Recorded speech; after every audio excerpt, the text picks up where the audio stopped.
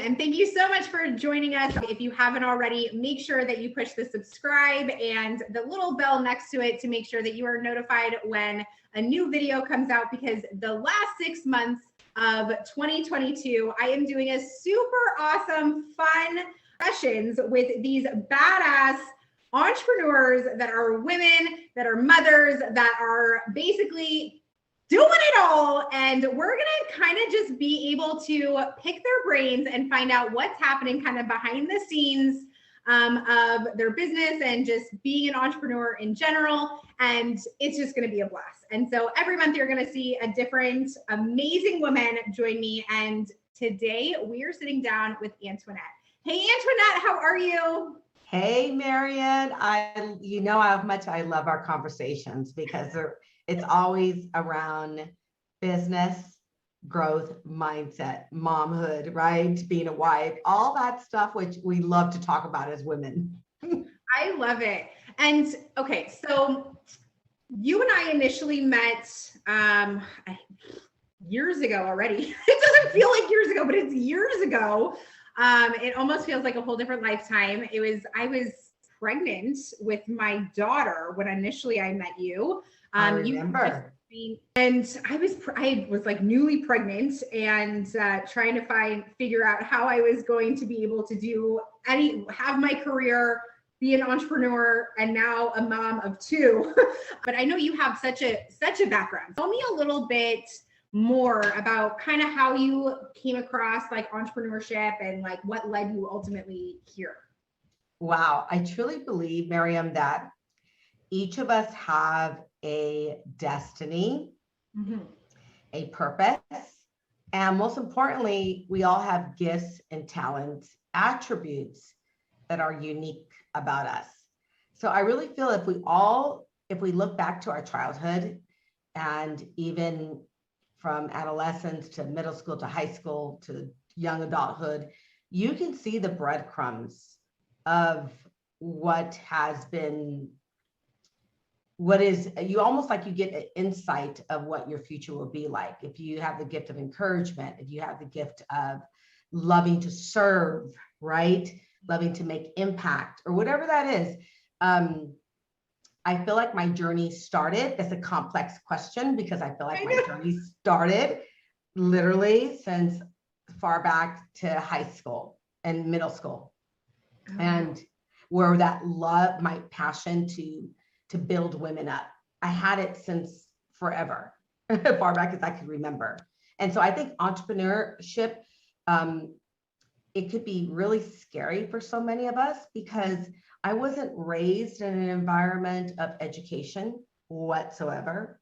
I am that Jenny from the block kind of girl. I had no mentors in my life to show me, the wisdom behind, entrepreneurship, or how to manage money well, or how to be a successful woman in life.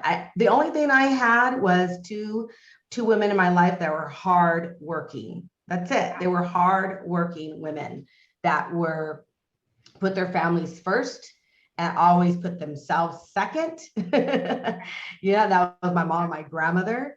So I do take a strong attributes from them, but I definitely broke the barrier in my family to really fulfill life's calling and to be that woman that people look at like, wow, she's great. I want to be that great mom. I want to be that great wife. I want to be that great friend. I want to have impact, right? So it's crazy. People are so blessed to have that, those mentors in their life that can guide them, right? Yeah. I mean, honestly, for me, I didn't seek out business specifically, right? That kind of fell into my lap after having my son, my first child. Right. So it wasn't like I initially was down the path of restaurants, and I went to culinary school, and that was my whole work history, was working in a kitchen and being serving people like that, customer service, and making sure that it was all really the experience level that everybody gets, which honestly I take that into my business every single day, is okay, the customer service aspect, serving and being there. But honestly, like I wasn't able to, because my husband, he's also in restaurants, so like, That's amazing. yeah, I mean, the two of us on schedules like that it wouldn't work with a newborn and a child. Like it just wasn't in the mix. And so honestly, I was a stay-at-home mom for 3 years with him. And and I think it's okay to pause at times, and because there's certain journeys in our life that we do have to pause and be that complete mom, right? And we may have to make a decision to set our goals aside just for a moment, depending on the season in life. That could be a real tricky thing. Like, no, I disagree. No, there's times when life can cause you to pause. Oh my gosh, yes. But for me, life can cause you to pause. Well, seasons in your life, seasons in your business are all right there, because it's not always going to be like summer. It's not gonna always be peaches and roses. Yeah, I mean, honestly, if in business specific, right, is like, so if it's like the feast or famine kind of mentality aspect of business, and hopefully like everybody's getting out of that type of mentality of getting out of that, like, okay, I splurge and then nothing, right? You don't know where your next paycheck is coming from, because that's a sign of growth in your business. But absolutely, also those winter months are really important, because if we look at like farmers, they still have to be there. They have to be able, because it's not all just, abundance. And I think that's key. Well, you just nailed it, because that's why so many people, women or men, get discouraged. They'll get discouraged, they'll give up, they'll quit, because of the seasons of when the harvest is not ripening, right? They'll give up too soon. Well, and I think we saw through this pandemic as a whole it's been a lot of ups and downs for a lot of people. But as moms, right? And I know you're a mom. We want to be so present for them and be able to give them everything, that we didn't have, and much more, right? But also we want to be able to show up for them in a way, in a special way. And I think that's something that I've really discovered with starting this business through the pandemic, was I was kind of put in the spot of needing to start a business and being able to provide for my family through this pandemic. I launched my business during the pandemic. Yeah. And a lot of people did, but I think that a lot of people did. It was really a blessing for a lot of businesses, but also a curse for a lot of businesses that weren't ready to shift and be able to alter.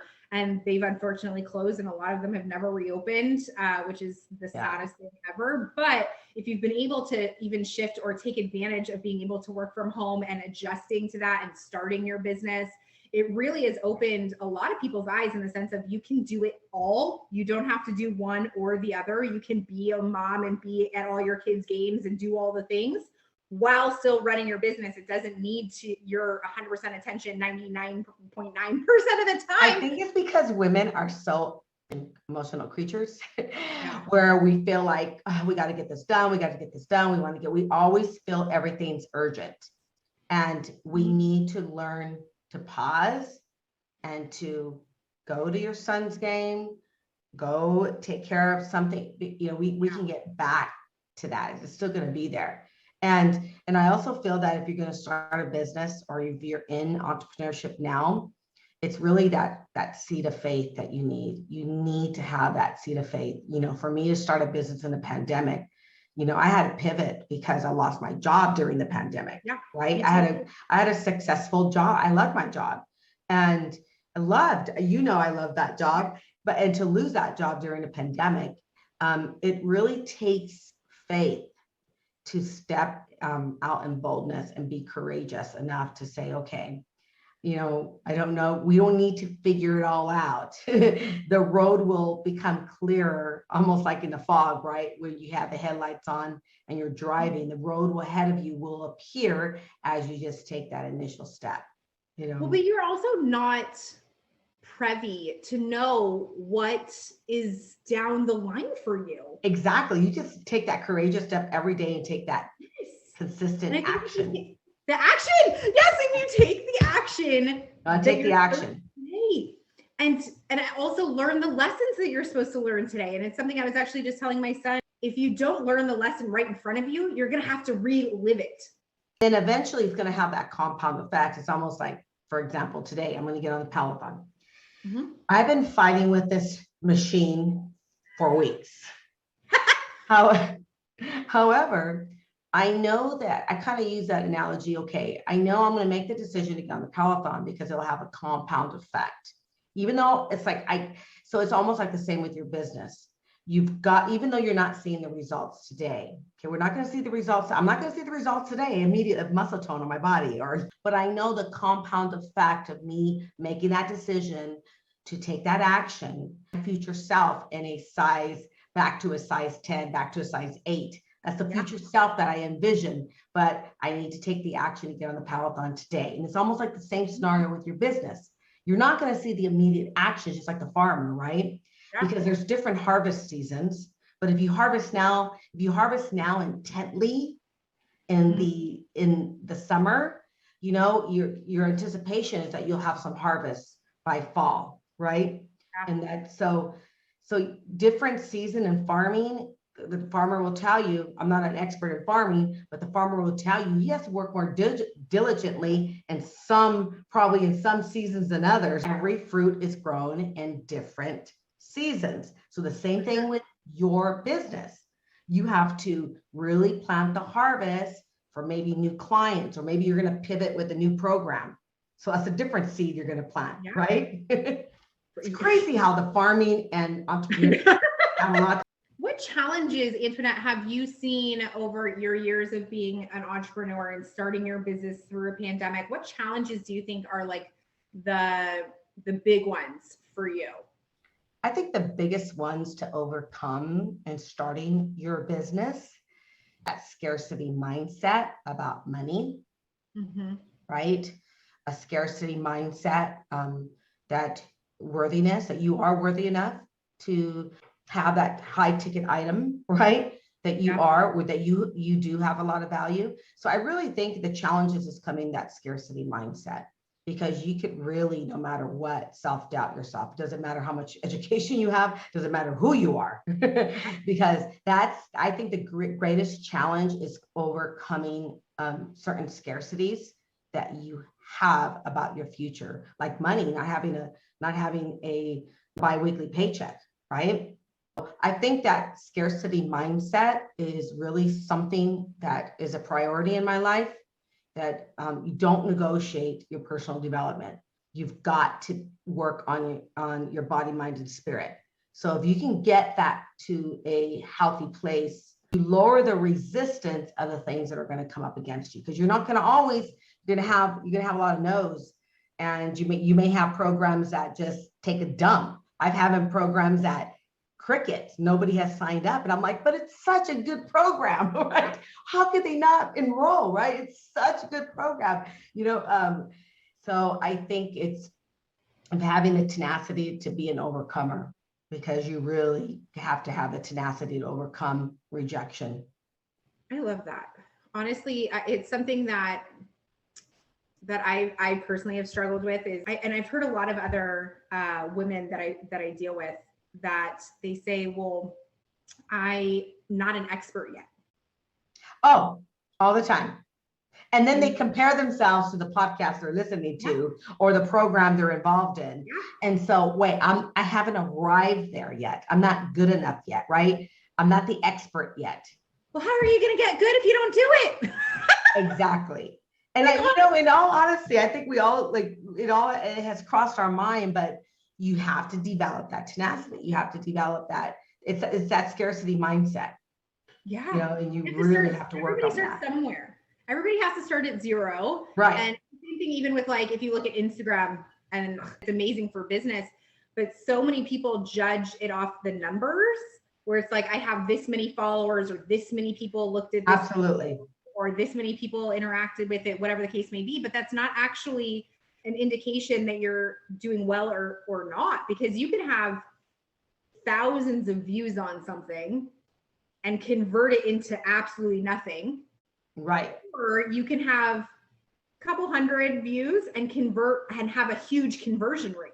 because you're actually marketing to the right people, not just to anybody, which is why it's not necessarily getting that massive traction. But as long as you're converting, I think that, you know, again, Absolutely. and you may know that, like by the superficial numbers of just looking at somebody else's stuff, you don't know what the conversion rate actually is as a mom and a woman entrepreneur, because I think a lot of women are more new to entrepreneurship outside of just like home businesses, like the MLM stuff. Right. They're new to like really running their own business, right? And so Right. I think that that's what we're seeing in this season of the generations, is like this new option of how you can show up as a woman in the business space. And I absolutely am loving it. Isn't it? It's fun. It's challenging, but it's so rewarding at the same time. Tell me, what do you have up your sleeves for the end of 2022? What's happening with you? All right. So I have currently working on 2 projects, and one of them's a launch coming up in August, and that will be a mastermind business for business women, and exactly what I talked about. Working around that scarcity mindset, or really taking the intentional actions that are going to build up your business, and the right avatar, that right client. So there's so many things I'm working on with that mastermind. I'm really excited about that one. And then in September, I will be launching my yearly program, where it's a 1-year membership, where every single month I'll be pouring in so many resources and content for business women, because I am a business life coach, and I think that's my greatest passion, is life coach part of it. And I'll be having amazing guest speakers, even women like you coming. I'm going to have you come on and be my guest speaker. Great. So it's going to be life coaching, monthly life coaching, and it's a program that I've been working on seriously all year.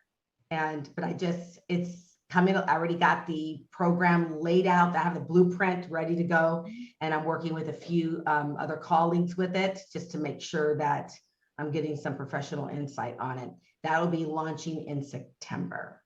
Oh my gosh, that is so amazing. I love it. I love that, number one, you have a game plan for the end of this year, and the actions, like we were just talking about, that you have to take to get it launched and hopefully be super successful for you.